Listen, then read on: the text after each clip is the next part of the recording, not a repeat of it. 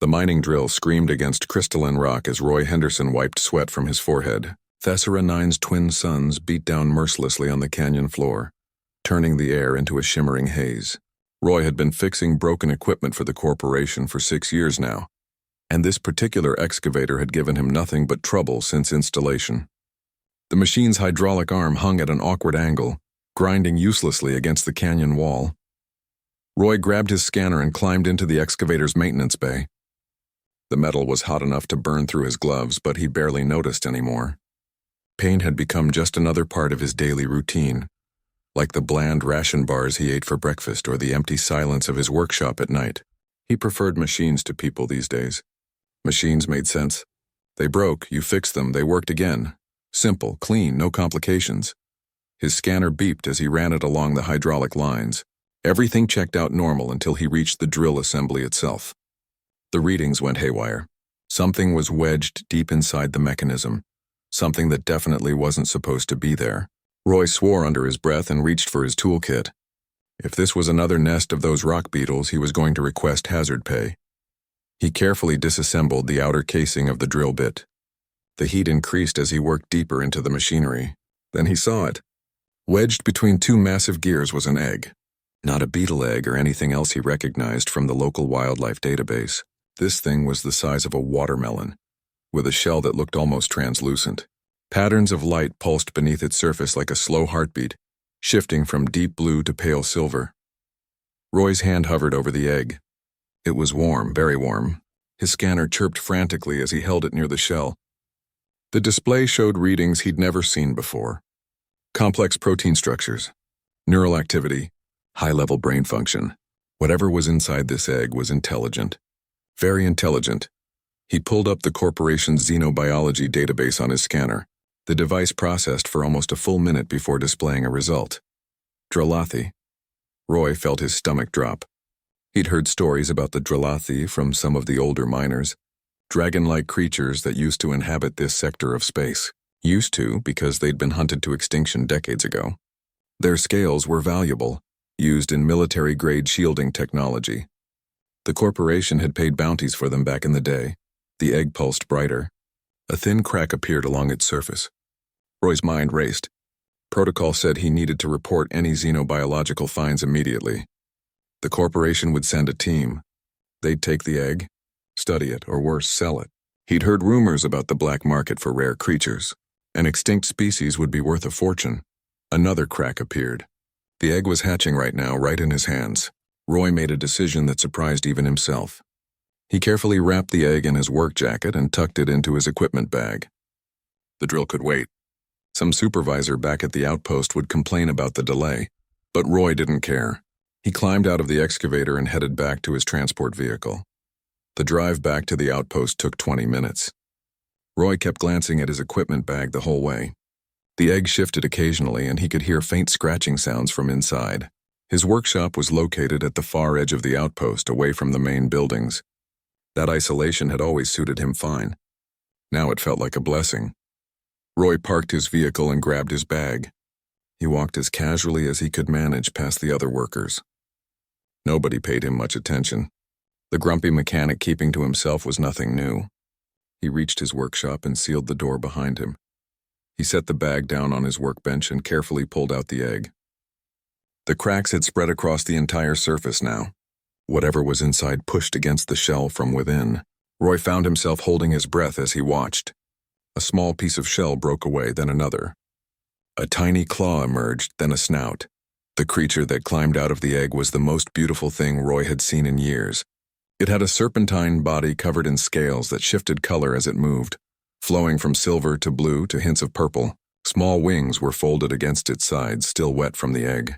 Its head was delicate, with large eyes that seemed far too aware for a newborn.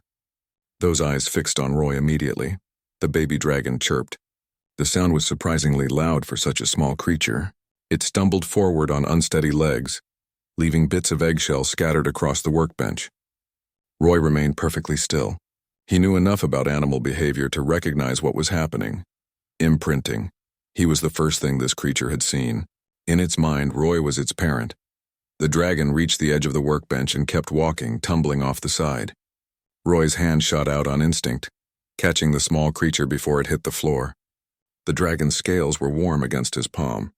It looked up at him and chirped again, nuzzling against his fingers. Roy felt something crack inside his chest. Some wall he'd built up over the years, brick by brick, ever since the transport accident that took his wife and daughter. He'd sworn he wouldn't let himself care about anything again. Caring meant pain, loss, emptiness. But this tiny creature looking at him with complete trust made those walls feel suddenly fragile.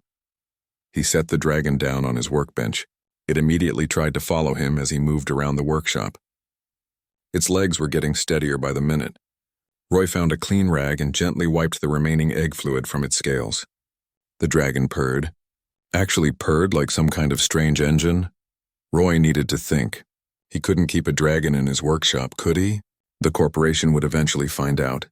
There would be questions about the broken excavator, about why he didn't report the egg. But looking at this small creature trying to climb up his arm, chirping happily, Roy couldn't imagine handing it over to corporate scientists. The dragon settled into his lap, curling up in a ball. Its breathing slowed as it fell asleep. Roy sat there in his cluttered workshop, surrounded by broken machines and spare parts, holding a creature that shouldn't exist. The logical part of his brain screamed that this was a terrible idea. But for the first time in 6 years, Roy felt something other than emptiness. He looked down at the sleeping dragon. It made a small peeping sound in its sleep. Roy smiled despite himself. Just for a little while, he decided. Just until he figured out what to do. He'd keep it safe. Keep it hidden. The corporation didn't need to know everything. Roy carefully moved to his sleeping cot in the corner of the workshop, still holding the dragon. He lay down, expecting the creature to wake up and start causing trouble. Instead, it snuggled closer to his chest and continued sleeping. The warmth from its small body spread through him. Tomorrow he'd figure out a real plan. Tonight he'd just let himself feel something other than alone. Roy woke to the sound of metal clattering across his workshop floor. He bolted upright, momentarily confused about where the noise was coming from. Then he remembered.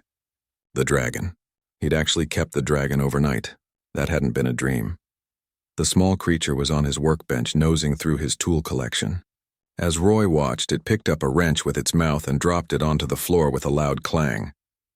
The dragon looked immensely proud of itself, chirping happily. Roy rubbed his eyes and checked his chronometer. He'd overslept by 2 hours. The morning shift had already started. Roy stood and approached the workbench carefully. The dragon's head swiveled toward him immediately. Its tail started wagging like an excited puppy. That made Roy pause. Dragons weren't supposed to wag their tails, were they? But then again, what did he really know about dragons? Everything in the corporate database said they were extinct. The dragon launched itself off the workbench straight at Roy's chest. He caught it reflexively, stumbling backward.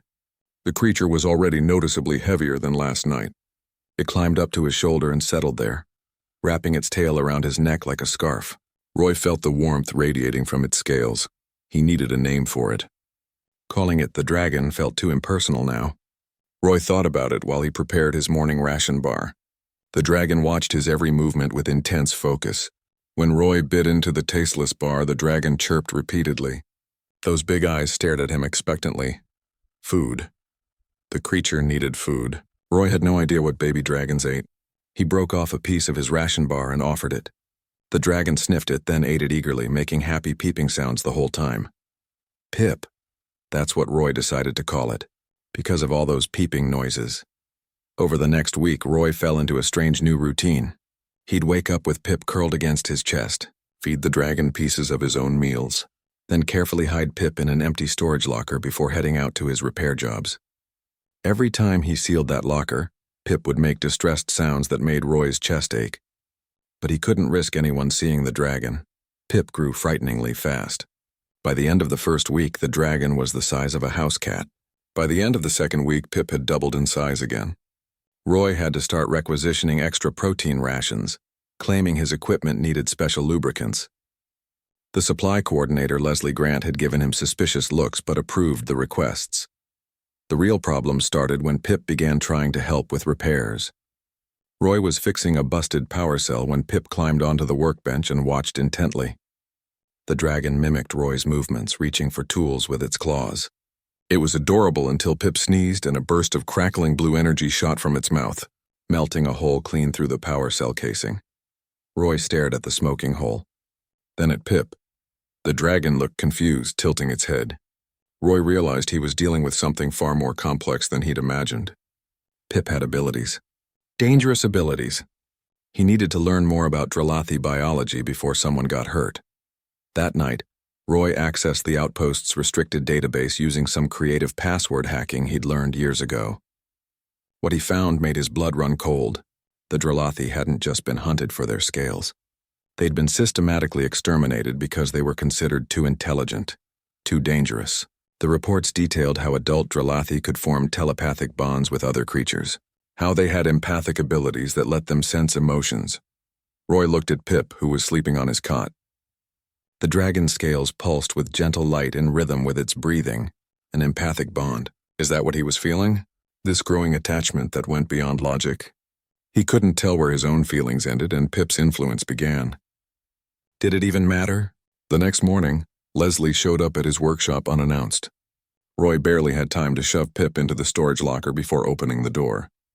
Leslie stood there holding a crate of supplies, her expression unreadable. "You've been ordering a lot of extra protein lately," Leslie said, walking past Roy into the workshop. "More than any equipment would need." Roy's mind raced for an excuse. Leslie set down the crate and crossed her arms. She was a tall woman with sharp eyes that missed nothing. She'd been working at the outpost even longer than Roy. They weren't friends exactly, but they'd shared enough meal breaks over the years to have a mutual respect. "I know you're hiding something," Leslie continued. "And I know it's not equipment lubricant." She paused, listening. A faint chirping sound came from the storage locker. Her eyes widened. "Roy, tell me you didn't steal corporate property." "It's not like that," Roy said quickly. He made a split-second decision to trust her. He couldn't do this alone anymore. He walked to the storage locker and opened it. Pip tumbled out immediately, rushing to Roy's side. The dragon was now large enough to reach his waist when standing on all fours. Leslie took a step back, her hand going to her mouth. "Is that a Dralathi?" "Roy, those are extinct." "Where did you find it?" Roy explained everything. The egg in the excavator. The hatching. The imprinting. As he spoke, Pip watched Leslie warily, positioning itself between her and Roy. Leslie's expression shifted from shock to something softer as she watched how Pip constantly checked on Roy, how the dragon's attention never strayed far from him. "It thinks you're its parent," Leslie said quietly. "I know," Roy replied. He felt exposed, vulnerable. He hadn't talked to anyone about feelings in years. "I know I should report it. I know keeping Pip here is dangerous, but I can't. I just can't hand it over to people who'd see it as property or a weapon." Leslie was quiet for a long moment. Then she knelt down slowly. Pip growled softly, but Leslie extended her hand palm up, non-threatening. "Hey there, little one. I'm not going to hurt your dad." Pip sniffed her hand cautiously, then looked up at Roy as if asking permission. Roy nodded. The dragon allowed Leslie to scratch behind its head ridges. A deep purring sound filled the workshop. "I'll help you," Leslie said, standing up. "But Roy, you need to understand something. There's a new security director, Director Vaughn. He's been asking questions about power usage irregularities in your sector. If he finds out about Pip, he won't just confiscate the dragon. There are people who'd pay millions for a living Dralathi." Roy felt ice in his veins. "Black market?" "Vaughn's been investigated twice for selling rare specimens. Never proven, but the rumors are consistent." Leslie pulled up her datapad and showed Roy some files. "You need to be more careful. No more irregular power usage. No more mysterious supply requests. And you need to train Pip to stay completely silent during work hours." Over the following days, Roy tried to implement Leslie's advice. He taught Pip hand signals for stay, quiet, and hide. The dragon learned with frightening speed, understanding complex commands after only a few repetitions. Pip's intelligence was growing as fast as its body. The dragon began organizing Roy's tools while he worked, grouping them by size and function. Roy found himself talking to Pip constantly, explaining what he was doing and why. Pip would tilt its head, those intelligent eyes tracking every word. Sometimes Roy swore the dragon understood not just the commands but the actual meaning behind his words. One evening, Roy sat at his workbench exhausted from a long day of repairs. Pip climbed into his lap, which was getting increasingly difficult as the dragon continued growing. Roy absently stroked Pip's scales while reviewing repair schedules on his datapad. Without thinking, he started talking about his family. About his wife who'd made him laugh even on the worst days. About his daughter who'd been only 6 years old when the transport accident happened. Pip's scales began to glow softly. The dragon pressed its head against Roy's chest and made a low, soothing sound Roy had never heard before. Warmth spread through him, but it wasn't physical heat. It was something else, comfort, understanding. Roy realized he was crying, actually crying for the first time since he'd arrived on Thessera 9. "I miss them so much," Roy whispered. Pip's glow intensified. The dragon's eyes were fixed on his face, and Roy felt something shift in his mind. Not words exactly, but emotions. Pip's emotions. The dragon felt his pain and was trying to take it away, trying to share the burden. Roy wrapped his arms around Pip and let himself break down completely. The dragon stayed perfectly still, continuing that soothing sound. When Roy finally stopped crying, Pip gently licked the tears from his face. Roy laughed despite himself. It was a broken sound, but genuine. "Thank you," Roy said. Pip chirped softly and settled back into his lap. Roy looked down at this incredible creature and made a silent promise. He would protect Pip no matter what, even if it cost him everything. This dragon had given him something he thought he'd lost forever, the ability to feel, to care, to love something again.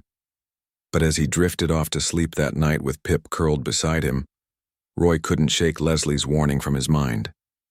Director Vaughn was asking questions. How long before those questions led straight to his workshop? How long before he had to choose between keeping Pip safe and keeping himself out of prison? Director Vaughn appeared at Roy's workshop on a Tuesday afternoon without warning. Roy was under a transport vehicle when he heard the door open. Pip was supposed to be hiding in the ventilation shaft, a new spot they'd found that muffled sound better than the storage locker. Roy slid out from under the vehicle, wiping grease from his hands. Vaughn was a thin man with calculating eyes and a smile that never reached them. He wore an expensive suit that looked ridiculous on a dusty mining outpost. 2 security officers flanked him, both carrying scanners. "Henderson," Vaughn said pleasantly. "Just a routine inspection, making sure all workshops are up to code. You understand?" Roy understood perfectly. This was about Pip. He kept his expression neutral and gestured around the cluttered workshop. "Help yourself. Nothing here but broken equipment and spare parts." Vaughn walked slowly through the space, his eyes taking in every detail. The security officers swept the room with their scanners. Roy's heart hammered in his chest. He'd scrubbed Pip's sleeping area that morning, but dragon scales had a way of getting everywhere. One stray scale and this would all be over. The scanner beeped as one officer passed near the ventilation shaft. Roy forced himself to breathe normally. The officer frowned and adjusted his scanner settings. Another beep, louder this time. From inside the shaft came the faintest sound. A chirp, quickly cut off. "What was that?" Vaughn asked, his smile widening. "Ventilation system," Roy said quickly. "Been making weird noises all week. Put in a maintenance request already." Vaughn nodded slowly. He pulled out his own scanner, a more advanced model than the security officers carried. He aimed it at the ventilation shaft. The device's screen lit up with data. Roy caught a glimpse of the readings. Biosignature detected.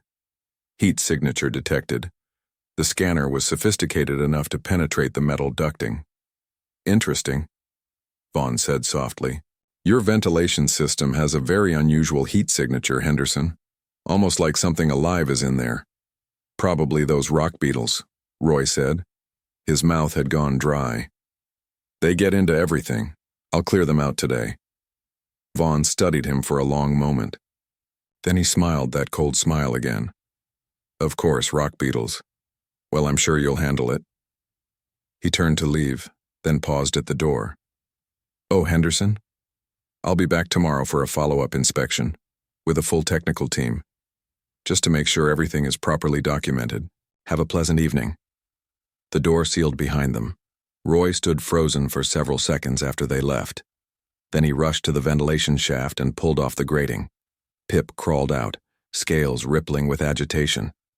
The dragon had grown even more in the past week, now the size of a large dog with wings that were starting to fill out properly. Roy's communicator buzzed. Leslie's voice came through, urgent and low. Roy, I just saw Vaughn leaving your sector. What happened? He knows, Roy said. Or suspects enough. He's coming back tomorrow with a team. Then you need to leave tonight, Leslie replied. I'm coming to your workshop. We need to plan this carefully. Leslie arrived 20 minutes later carrying a data pad and a worried expression. She locked the door behind her and pulled up a map of Thesara 9. The scorched wastes, she said, pointing to a vast unmarked region on the planet's southern hemisphere. It's unmapped territory, too dangerous for mining operations. If you can get there, the corporation won't follow. That's a 200-kilometer journey through hostile terrain, Roy said. And I'd need a vehicle. I can get you a maintenance hauler, Leslie replied. They won't notice it's missing until morning shift. By then you'll have a 6-hour head start. She looked at Pip, who was watching their conversation with clear understanding in those intelligent eyes. Roy, are you sure about this? Once you run, you can't come back. The corporation will brand you a thief. You'll be wanted. Roy didn't hesitate. I'm sure. They spent the next few hours preparing. Leslie brought supplies from the storage bay, claiming they were for routine repairs. Food, water, emergency medical kits, portable power cells. Roy packed his essential tools and what few personal belongings he owned. Everything fit into 2 bags. 6 years on Thesara 9, and his whole life amounted to 2 bags. Pip sensed something was wrong. The dragon stayed close to Roy, occasionally making worried sounds. Roy knelt down and looked into those eyes. We're leaving, Pip, going somewhere safe, but I need you to be very quiet and very brave. Can you do that? Pip chirped softly and pressed its head against Roy's chest. The gesture of trust made Roy's throat tight. They waited until the middle of the night shift when most workers were either sleeping or focused on their duties. Leslie brought the maintenance hauler around to Roy's workshop. It was an older model, beat up and slow, but it had decent environmental shielding and a large cargo area, perfect for hiding a dragon. Roy loaded his bags while Leslie kept watch. Pip climbed into the cargo area and curled up, trying to make itself as small as possible. The dragon's scales had shifted to a dark gray color, some kind of camouflage reflex. Roy covered Pip with a tarp and secured it. There's a comm beacon in the supplies, Leslie said quietly. Emergency frequency. If you need help, use it. I'll be monitoring. Why are you doing this? Roy asked. You could lose your job. Worse. Leslie smiled sadly. Because I watched you come back to life these past few weeks. Because that dragon looks at you like you hung the stars. Because some things matter more than a corporation job. She squeezed his shoulder. Now go. And Roy, take care of each other. Roy drove the hauler out through the maintenance gate, using Leslie's security codes. No alarm sounded. No spotlights tracked him. The outpost disappeared behind him as he headed south into the darkness. Beside him in the passenger seat, a soft chirping came from under the tarp. Roy reached back and felt Pip's warm scales through the fabric. We're going to be okay, Roy said, hoping it was true. The journey went well for the first 3 hours. Roy navigated by the hauler's basic GPS and the light of Thesara 9's larger moon. The terrain was mostly flat desert, easy to cross. Then the storm hit. It came out of nowhere, a wall of wind and crystalline sand that reduced visibility to 0. The hauler's environmental shields strained against the assault. Roy fought with the controls as the vehicle was buffeted by violent gusts. Warning lights flashed across the dashboard, engine temperature rising. Shields at 60%, 50%. The steering went unresponsive.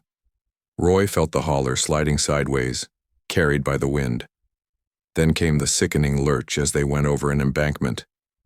The hauler tumbled end over end. Roy slammed against his restraints. Equipment flew through the cabin. The world became a chaos of noise and pain and terror. Then sudden silence. The hauler had stopped moving. Roy hung upside down in his seat, blood dripping from a cut on his forehead. Smoke filled the cabin. Pip, Roy croaked. He fumbled with his restraints and fell onto the ceiling, which was now the floor. Everything hurt. He crawled toward the cargo area. The tarp had torn away. Pip was there, scales flickering with distress. The dragon rushed to Roy, making panicked sounds. "I'm okay," Roy lied. His ribs screamed with every breath. Probably broken. He checked the hauler's systems. Dead. Everything was dead. The crash had destroyed the engine and shorted out the electronics. They were stranded. Roy forced the cargo door open. Sand and wind rushed in immediately. He grabbed his bags and crawled outside. Pip followed. Wings spread to shield Roy from the worst of the storm. They huddled against the overturned hauler as the storm raged around them. Roy pulled out his emergency beacon. The display was cracked but still functional. He tried to activate it. Nothing happened. The crash must have damaged it too. They were 200 kilometers from the outpost with no transportation, no communication, and limited supplies. Roy laughed bitterly. This was how it would end. Running away in the night, dying in a desert storm. At least he'd tried. At least he'd chosen to protect Pip instead of letting the corporation take the dragon. Pip curled around Roy, using its body to create a pocket of calmer air. The dragon's bioelectric breath ignited a small emergency flare Roy had pulled from his bag, giving them light and warmth. Roy leaned against Pip's side. The pain in his ribs made breathing difficult. He felt consciousness slipping away. Before the darkness took him, Roy looked at Pip one last time. "I'm sorry," he whispered. "I'm so sorry." Pip's eyes glowed in the firelight.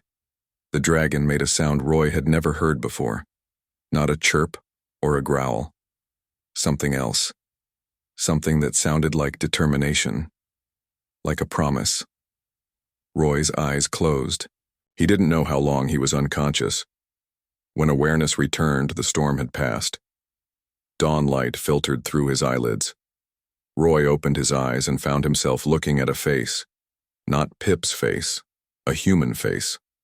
A woman with weathered skin and intelligent eyes was kneeling beside him, running a scanner over his injuries. "Don't move," the woman said. "You've got 3 broken ribs and a concussion. You're lucky your dragon found me. Another few hours in this heat and you'd both be dead." Roy's foggy brain processed this slowly. "Who are you?" "Dr. Nora Steele," the woman replied. "Xenobiologist. Been studying Dralathi ruins in the wastes for 3 years." She smiled. "And I have to say, you and your dragon are the most interesting thing I've found yet." Dr. Steele's camp was hidden in a narrow canyon, protected from the worst of the desert winds by towering crystalline walls. She'd converted a small cave into a surprisingly comfortable living space, complete with solar panels, water recyclers, and enough scientific equipment to make Roy's head spin. Pip refused to leave his side while the doctor worked on his injuries, growling softly whenever she moved too quickly. "Your dragon is very protective," Dr. Steele observed as she wrapped Roy's ribs. "That's characteristic of Dralathi, who formed a primary bond. Congratulations, you're probably the first human in 80 years to achieve that." Roy winced as she tightened the bandage. "I didn't achieve anything. Pip just hatched and saw me first." "It's more than that," Dr. Steele said. She pulled up a holographic display showing scans of Pip's brain patterns. Dralathi imprinting involves complex neurological changes in both parties. Your dragon didn't just see you first. Pip chose you, recognized something in you that made the bond possible. She pointed to areas of heightened activity in the scan. "See this? Empathic centers. Pip can feel your emotions. Has been feeling them since the moment of hatching." Roy looked at Pip, who was curled up nearby but watching every movement in the cave. "I don't understand. If they're so intelligent, so capable of bonding, why did anyone hunt them?" Dr. Steele's expression darkened. "Because people fear what they don't understand. Because a species that can form telepathic bonds is harder to control. Because dragon scales were valuable and corporations care more about profit than preservation." She closed the holographic display. The Dralathi weren't just killed off. They were erased from history. The official story says they were dangerous predators. The truth is they were peaceful until we gave them a reason not to be. Over the next few days, Roy recovered in Dr. Steele's camp. His ribs healed slowly, but the doctor's medical supplies were surprisingly advanced. She explained she'd been funded by a conservation group before coming to Thesera 9. When her funding dried up, She'd simply stayed, continuing her research alone. Pip thrived in the canyon environment. The dragon's growth accelerated even more in the wild. Within a week, Pip had grown large enough that Roy could no longer carry the dragon easily. The wings had fully developed, and Pip began making longer and longer attempts at flight. Most ended in tumbling crashes that would have been concerning if Pip wasn't so resilient. Roy watched one afternoon as Pip climbed to a high ledge and launched into the air. The dragon's wings beat powerfully, catching an updraft. For 20 beautiful seconds, Pip actually flew. Then the coordination failed and the dragon spiraled down, crashing into a sand dune. Roy rushed over, but Pip was already climbing out of the sand, chirping excitedly. The dragon tried again immediately. "They're born knowing they should fly," Dr. Steele said from beside Roy. "But they need practice to master it. In a normal clutch, young dragons learn from watching their elders." She paused. "Pip is learning alone. That's incredibly difficult." "Pip is managing," Roy said, watching the dragon attempt another takeoff. "For now," Dr. Steele agreed. "But Roy, there's something you need to understand. Dralathi are social creatures. They need their own kind, not just for learning, but for psychological health. I've been studying their ruins for 3 years. Every piece of evidence suggests they lived in colonies, never alone." Roy felt something cold settle in his stomach. "Pip has me. I know. And that bond is real and important, but it's not the same as being with other Dralathi." Dr. Steele pulled out her datapad and showed him images of cave paintings. Dragons flying together. Dragons curled up in groups. Dragons with their young. "I'm not saying Pip doesn't love you. I'm saying Pip might need more than just your love to be truly complete." That night, Roy couldn't sleep. He lay in his makeshift bed in the cave, staring at the rocky ceiling. Pip was draped across his chest, purring softly. The dragon had gotten into the habit of sleeping on top of Roy, as if afraid he might disappear during the night. Roy stroked Pip's scales and thought about Dr. Steele's words. Was he being selfish? He'd saved Pip from the corporation, yes. But now he was keeping Pip isolated from the dragon's own species. Except the species was extinct. There were no other Dralathi. Pip was alone in the universe except for one broken human mechanic. Roy's communicator suddenly crackled to life. Leslie's voice came through, distorted by distance but urgent. "Roy, if you can hear this, you need to know Vaughn has sent a hunting party into the wastes. 6 mercenaries with tracking equipment. They're following your hauler's crash site. You have maybe 2 days before they find you." Dr. Steele appeared at Roy's side. She'd heard the transmission too. "We need to move deeper into the canyon system. There are places where the crystalline formations interfere with scanners. We can lose them there. Or," Roy said slowly, "we can find what you've been looking for. You said there might be other Dralathi surviving deep in the caves. If they exist, this is our chance to find them before Vaughn does." Dr. Steele looked surprised. "Roy, that's incredibly dangerous. The deep caves are unmapped. There are toxic gas pockets, unstable formations, underground rivers, and even if the Dralathi are there, we have no idea how they'll react to humans after everything our species did to theirs." "But if they're there," Roy pressed, "Pip deserves to meet them, deserves to know there are others." Pip lifted its head, looking between Roy and Dr. Steele. The dragon made a questioning sound. Roy could feel Pip's curiosity through their bond, mixed with confusion. The dragon didn't understand the words but sensed the tension. "All right," Dr. Steele said finally. "We leave at first light. But Roy, you need to prepare yourself for what might happen. If we find other Dralathi, and if Pip wants to stay with them, you'll have to let your dragon go." They packed before dawn.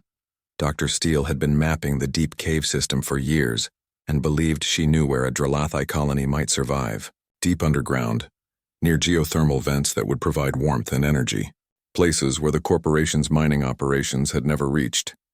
The descent into the cave system took hours. They navigated narrow passages and climbed down sheer rock faces. Pip could have flown much of it but refused to leave Roy's side. The dragon stayed close, occasionally using bioelectric breath to light their way when the glow sticks weren't enough. As they went deeper, Roy started noticing marks on the cave walls. Not natural formations, but deliberate carvings. Dr. Steele examined them excitedly. "This is Dralathi script. I've seen similar markings in the ruins above ground. This says sanctuary and home." Pip became more animated the deeper they went. The dragon's scales rippled with color changes Roy had never seen before. Pip kept making sounds, long calls that echoed through the tunnels. Roy realized Pip was calling to its own kind. The dragon knew. Somehow Pip knew there were others nearby. They emerged into a massive underground grotto. Bioluminescent fungi covered the walls, creating a starlit sky effect. A lake of crystal-clear water filled the center, fed by a waterfall from somewhere high above, and everywhere carved into the stone were signs of Dralathi habitation. This had been a home, but it was empty now. Dr. Steele's shoulders slumped. They're gone. If they were ever here, they're gone now. Pip launched into the air, flying across the grotto. The dragon called out again, louder and more desperate. The sound broke Roy's heart. He'd brought Pip all this way only to find nothing. Then something answered. A call from deeper in the cave system. Then another. And another. Pip's scales exploded with bright color. The dragon flew toward the sounds, disappearing into a tunnel at the far end of the grotto. Roy and Dr. Steele ran after Pip, scrambling over rocks and splashing through the shallows of the lake. They entered another chamber and froze. Dragons. 20 or more Dralathi of various sizes filled the space. Adults as large as the hauler Roy had crashed, juveniles Pip's size, even a few smaller hatchlings. All of them had stopped what they were doing and were staring at the intruders. Pip flew into the center of the group, calling excitedly. Several of the younger dragons approached cautiously. They circled Pip, making curious sounds. Pip responded, and Roy could hear happiness in the dragon's voice. Pure, unfiltered joy. An enormous Dralathi, scarred and ancient-looking, moved forward. This had to be the colony's leader, the matriarch Dr. Steele had theorized about. The huge dragon's eyes fixed on Roy. There was intelligence in that gaze, deep old intelligence. The matriarch approached slowly, each step deliberate. Roy stood his ground even though every instinct screamed at him to run. The matriarch lowered its massive head until it was level with Roy's face. Hot breath washed over him. Then something happened that Roy couldn't explain. Images flooded his mind. Not words, but pure meaning. He saw the mining equipment tearing through underground chambers, saw eggs crushed under massive drills, saw adult Dralathi fleeing deeper into the planet, carrying what young they could save, saw the colony's grief and fear. Then the matriarch showed him something else. Pip's egg tumbling through machinery, the matriarch trying desperately to reach it, failing. The crushing certainty that the last egg was lost. The images shifted to Roy finding the egg, Roy protecting Pip, Roy caring for the hatchling. The matriarch's emotions washed over Roy, gratitude, recognition, acceptance. Roy staggered as the connection broke. Tears streamed down his face. "I'm sorry," he whispered. "I'm so sorry for what my species did." The matriarch rumbled softly. Roy felt another pulse of meaning. Not words, but understanding. The dragon knew Roy had saved Pip, knew the bond was real. Around them, the other Dralathi had relaxed. Some approached Dr. Steele cautiously. The scientist was crying too, but smiling. Pip flew back to Roy and landed at his feet. The dragon looked up at him, then at the colony, then back to Roy. Roy understood what Pip was asking. "Can I stay? Can I be with them?" Roy's heart shattered. He knelt down and pulled Pip close. "Yes," he managed to say. "This is your family, Pip, your real family. You should stay with them." But Pip made a distressed sound and pressed against Roy harder. The dragon's scales pulsed with confused emotions. Roy felt them through their bond. Pip didn't want to choose. Didn't understand why being with the colony meant leaving Roy. In the dragon's mind, Roy was family too. Roy sat against the cave wall watching Pip play with the other young dragons. 3 juveniles had taken to following Pip around, mimicking the dragon's movements. They tumbled through the air together, their wings tangling and untangling as they learned aerial maneuvers. Pip's flying had improved dramatically in just a few hours of watching the others.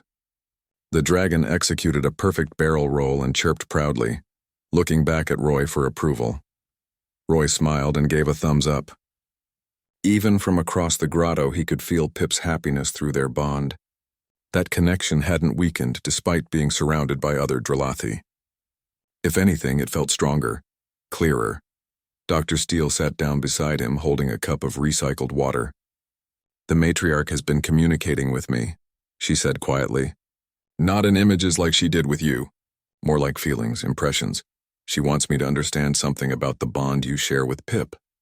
"What about it?" Roy asked, not taking his eyes off Pip. "It's rare. Even among Dralathi who regularly bonded with other species.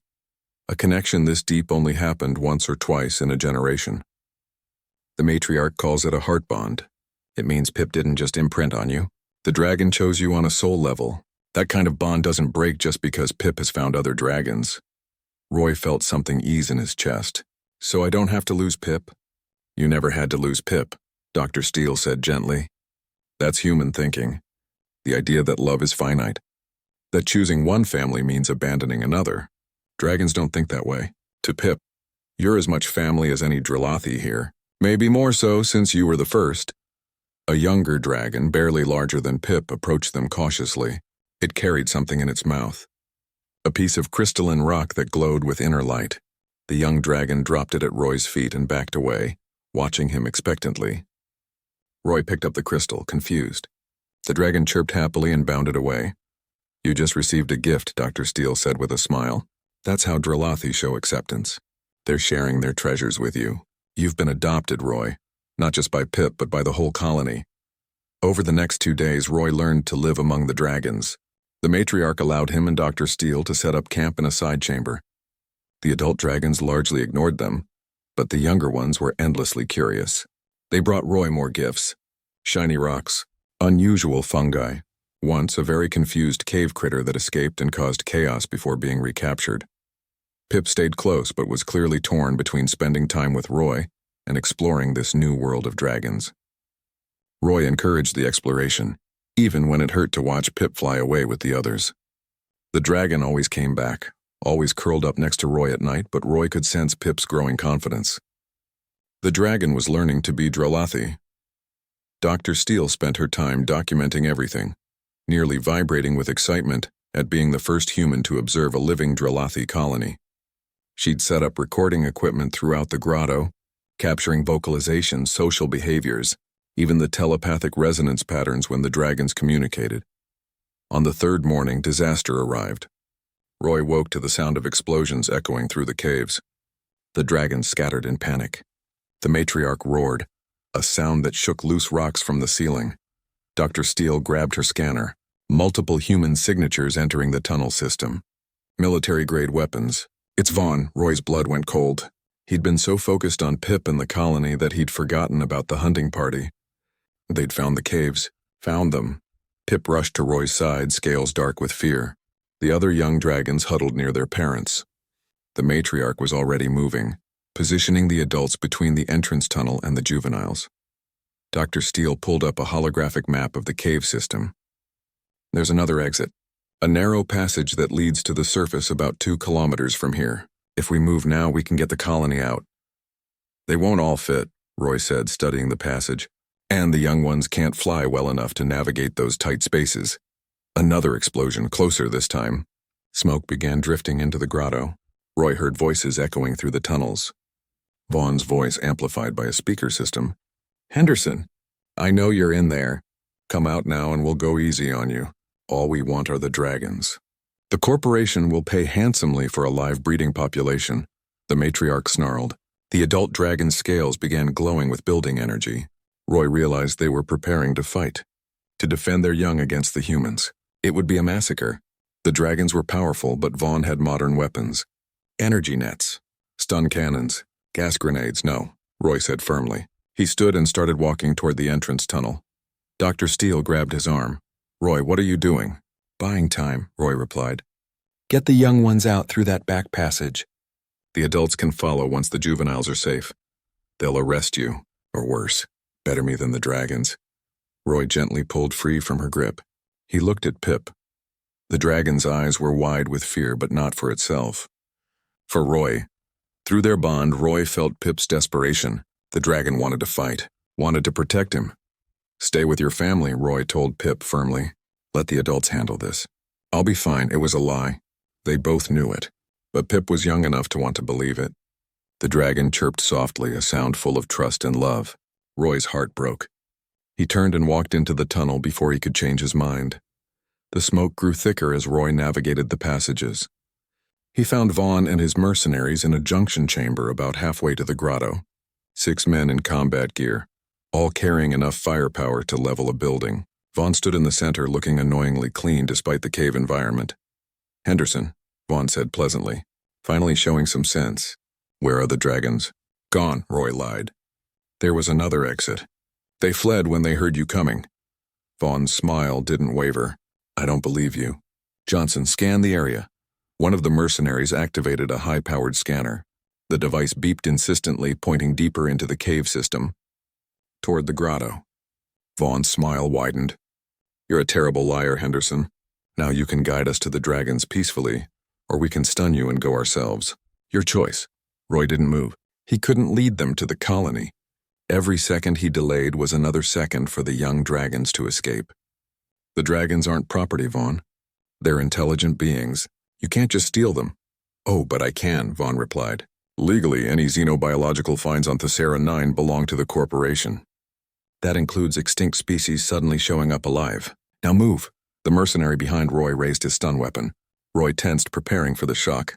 Then the cave exploded with light and sound. Dragons poured from both ends of the tunnel. Not just the adults Roy had seen in the grotto. More. Many more. There had been other Dralathi deeper in the cave system. The matriarch must have called them all. What happened next was chaos. Bioelectric breath lit up the tunnel. The mercenaries fired their weapons, but the dragons were too fast, too coordinated. They moved together like a single organism, diving and weaving through the air. Energy nets deployed but caught nothing. Stun bolts scattered off scales that had somehow hardened like armor. Roy hit the ground and covered his head. Above him, the battle raged. He heard Vaughn screaming orders, heard the mercenaries shouting in panic. Then he heard something else. Pip's voice calling for him. Roy looked up and saw his dragon diving through the chaos. Pip landed beside him, scales rippling with color. I told you to stay back, Roy said. Pip made a sound that clearly meant no. The dragon positioned itself over Roy, shielding him with wings and body. Around them, the other Dralathi were driving the humans back. The matriarch had seized one mercenary's weapon in her jaws and crushed it like paper. Another dragon had wrapped around Vaughn, pinning his arms. The director's face had gone pale with terror. Then something went wrong. One of the mercenaries, panicking, activated an incendiary grenade. The explosive wasn't meant for caves. The blast was too powerful. Rock rained from the ceiling. The tunnel began to collapse. Dragons and humans alike scrambled for safety. A massive boulder broke free directly above Roy. He didn't have time to move. Pip saw it and reacted instantly. The dragon's wings spread wide, creating a shield. The boulder crashed onto Pip's back with a sickening crunch. Pip screamed, a sound of pure agony. The dragon collapsed, pinning Roy beneath its body. Roy couldn't breathe, couldn't move. He felt wetness spreading across his chest. Blood. Pip's blood. Through their bond, he felt the dragon's pain, sharp and overwhelming. No, Roy gasped. No, Pip, please. The cave stopped shaking. Dust settled. Roy heard the sounds of the mercenaries retreating, dragging Vaughn with them. Then the matriarch's massive head appeared, pushing aside debris. Other dragons carefully lifted Pip's unconscious body. Roy scrambled to his feet, ignoring his own injuries. Pip lay on the cave floor, breathing shallowly. The dragon's wings were bent at wrong angles. Blood matted the iridescent scales. Roy fell to his knees beside Pip, pressing his hands against the worst of the wounds. Stay with me, he begged. Please stay with me. The matriarch lowered her head and touched Roy's shoulder gently. He felt a pulse of meaning through the contact. Hope. Instruction. The dragon was telling him something, showing him. All the adult Dralathi in the tunnel were glowing now, their scales pulsing with synchronized light. The matriarch wanted Roy to join them, to add his love to their healing power. Roy didn't understand how, but he didn't need to. He placed both hands on Pip's chest and thought about every moment they'd shared. Finding the egg, the first chirp, teaching Pip to hide. The nights curled up together, the way Pip always knew when Roy was sad. The gift-bringing, the protective growling, the absolute trust in those intelligent eyes. He thought about how much he loved this dragon, how Pip had given him a reason to feel again. Light built around them. The adult dragons channeled their energy through Roy into Pip. He felt it flowing through his hands, warm and alive. Pip's breathing steadied. The blood stopped flowing. The dragon's eyes flickered open, finding Roy's face immediately. Pip made a weak chirping sound. Roy laughed through his tears. You stupid, wonderful dragon. I told you to stay back. Pip's tail twitched. A feeble movement, but enough. The dragon would survive. They'd both survived. Roy woke to sunlight on his face and the sound of wind through canyon walls. For a confused moment, he didn't know where he was. Then memories flooded back. The cave battle. The collapse. Pip getting hurt. He sat up quickly, pain shooting through his body. His ribs, barely healed from the holler crash, had been re-injured. He was in Dr. Steele's original camp in the upper canyons. Someone had carried him here. Bandages covered his arms and chest. His head throbbed. But none of that mattered. Where was Pip? Roy tried to stand and immediately fell back down. Dr. Steele appeared at his side, pushing him gently back onto the bedroll. Easy. You've been unconscious for 2 days. You need rest, Pip, Roy managed. Where is Pip? Dr. Steele smiled. Outside. The dragons moved the whole colony up here. Apparently the matriarch decided the deep caves weren't safe anymore after Vaughn found them.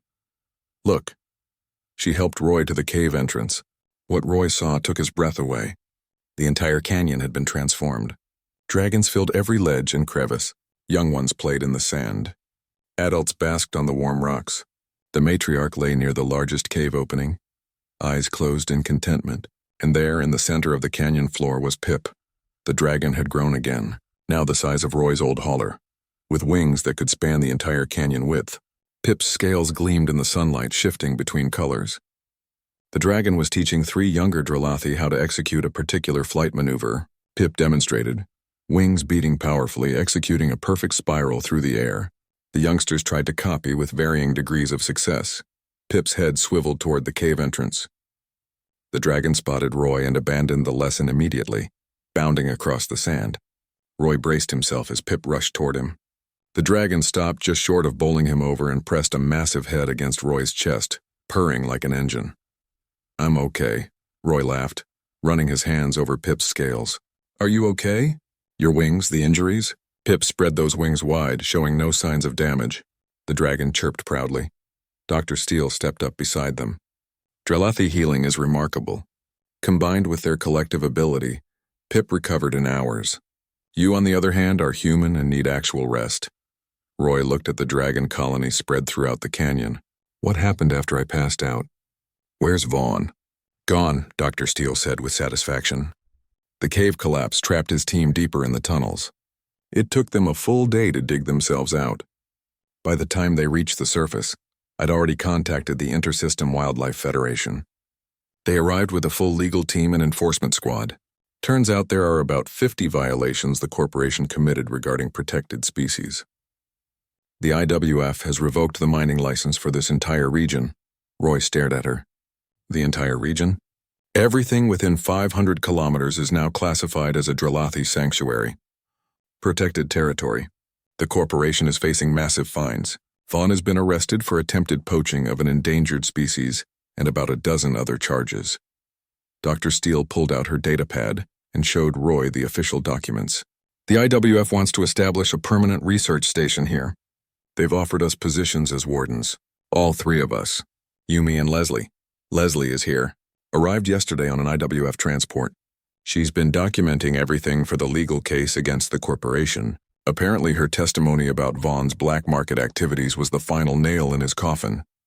Dr. Steele pointed to a smaller cave across the canyon. She's setting up communication equipment over there.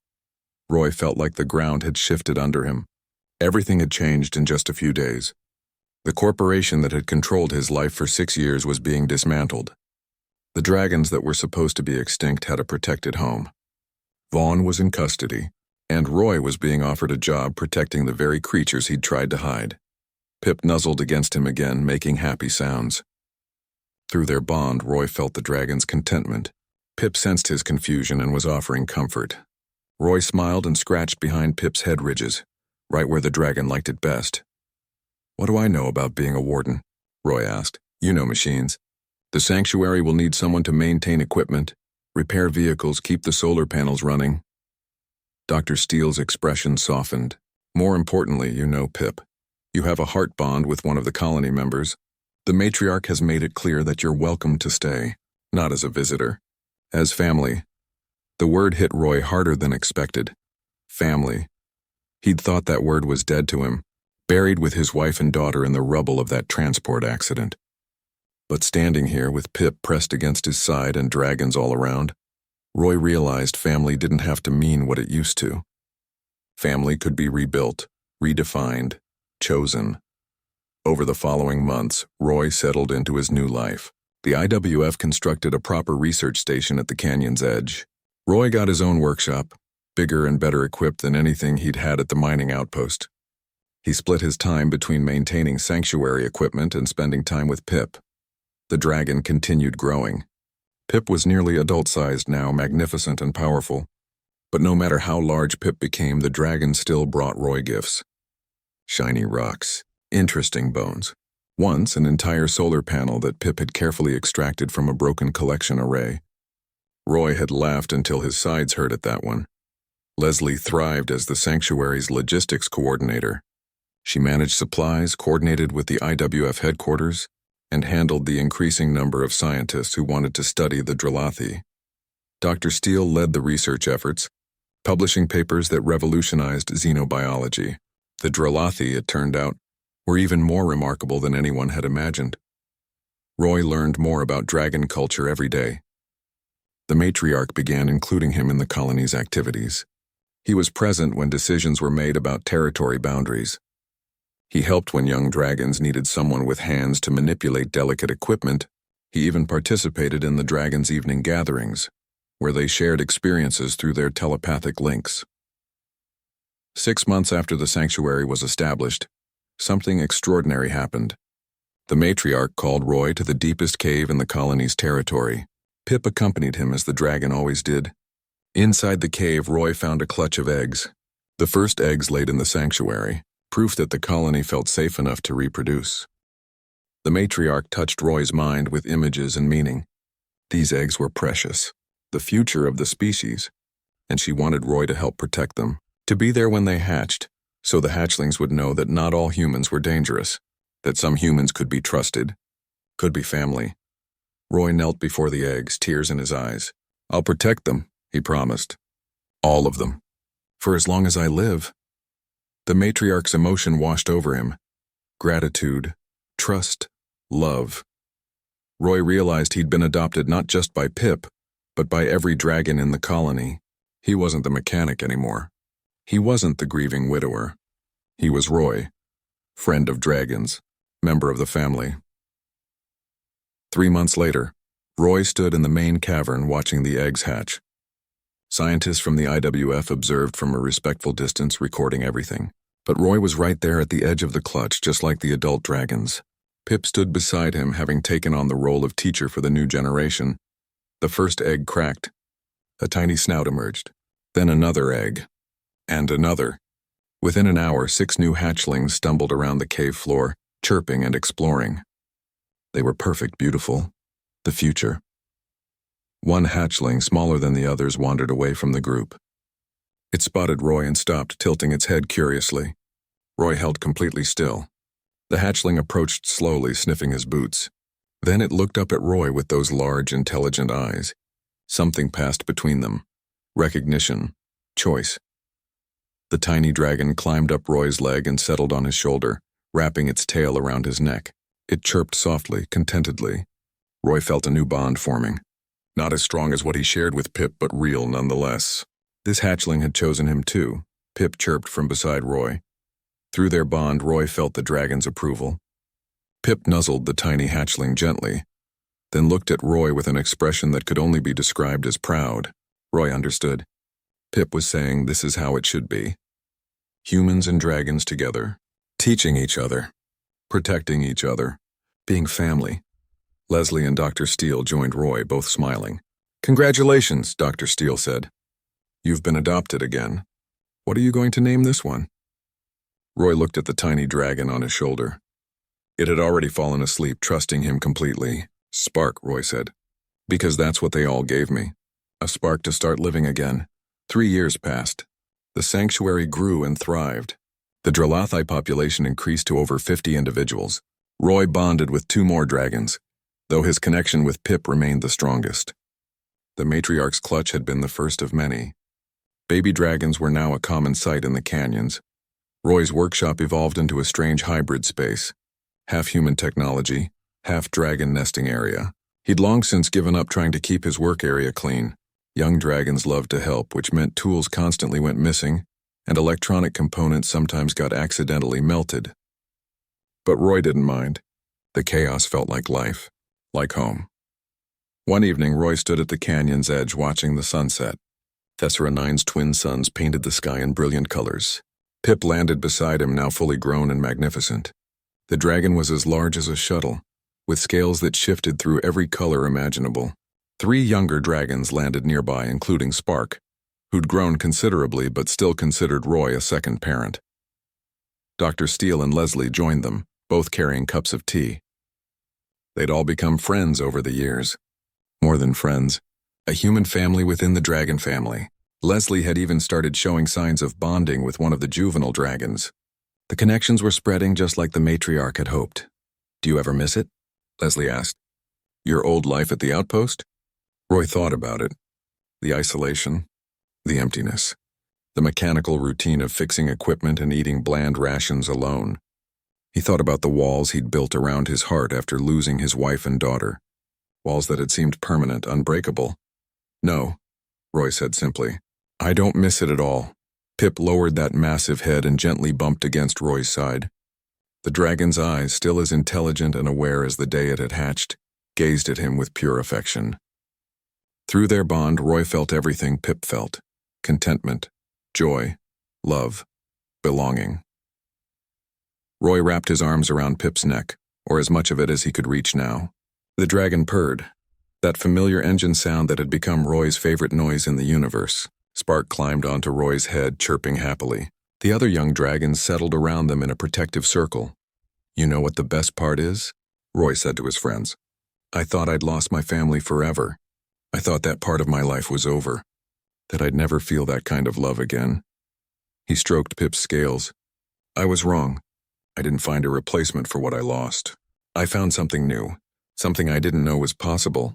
Dr. Steele smiled. "The Drelathi have a saying. I've been trying to translate it properly for months. The closest I can get is, family is not who bore you, but who you choose to carry in your heart." "They were right," Roy said quietly. "Family is a choice, and I choose this, all of this." As darkness fell over the sanctuary, the dragon's scales began to glow with bioluminescence. It was a nightly ritual, a way for the colony to stay connected in the dark. Roy had learned that each dragon's glow pattern was unique, like a fingerprint. He could identify every member of the colony just by their light. Pip's scales pulsed with deep blues and silvers. Spark glowed bright gold. All around the canyon, 50 dragons lit up the night. And in the center of them all, 3 humans stood watching, accepted and loved, protected and protecting. Family in the truest sense of the word. Roy looked up at the stars beginning to appear in Thessera IX's sky. Somewhere up there, his wife and daughter existed in memory.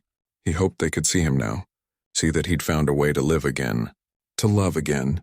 He hoped they'd be proud of the man he'd become. Not the broken mechanic who'd hidden in isolation for 6 years, but the person who'd learned that love doesn't end. It just transforms, grows, finds new shapes. Pip's tail wrapped around Roy, pulling him closer. The dragon made a soft sound, almost like a question. Through their bond, Roy understood. Pip was asking if he was happy, if this life was enough. Roy pressed his forehead against Pip's scales and closed his eyes. Through their connection, he sent everything he felt. The gratitude for being found, the joy of watching Pip grow, the peace of belonging somewhere, the love that had rebuilt his shattered heart piece by piece. Pip's response was a wave of pure contentment. In the dragon's mind, there was no question. Roy was family, would always be family. Nothing could change that. Not distance, not time, not anything. "I love you too," Roy whispered. "My brave, ridiculous dragon. Thank you for choosing me." That night, Roy fell asleep in his workshop surrounded by dragons. Pip curled around his cot like a massive scaly guardian. Spark and the other young ones piled on top of him, their combined warmth better than any blanket. Outside, the colony settled in for the night, safe and protected. Roy's last thought before sleep took him was simple and true. He'd come to Thessera IX running from pain, running from loss, running from life itself, and on this harsh desert planet, in the last place he'd ever expected, he'd found something precious. He'd found home. not in a location or a building, but in the bonds he'd formed, in the family he'd been adopted into, in the love of a baby dragon who'd looked at a broken man and decided he was worth saving. The mechanic and the dragon, the human and the Drelothy, two lost souls who'd found each other and in doing so, had found themselves. And it was, without question, heart-melting.